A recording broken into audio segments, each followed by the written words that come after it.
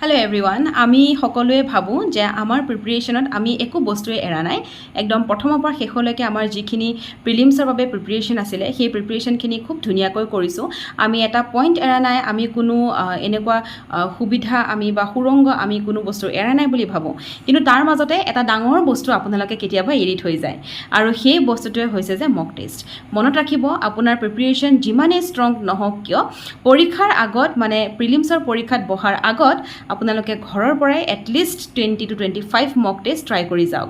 মক test আপোনালোকে যিকোনো coaching ইনষ্টিটিউটত পাব, লিগেল ক্লাষ্টাৰতো পাব, যিকোনো ধৰক ষ্টুডেণ্টছে যিকোনো টিচাৰৰ হতুৱাইও মক টেষ্টখন কটাই ল'ব পাৰে, মক পেপাৰ্ছ কটাই ল'ব পাৰে।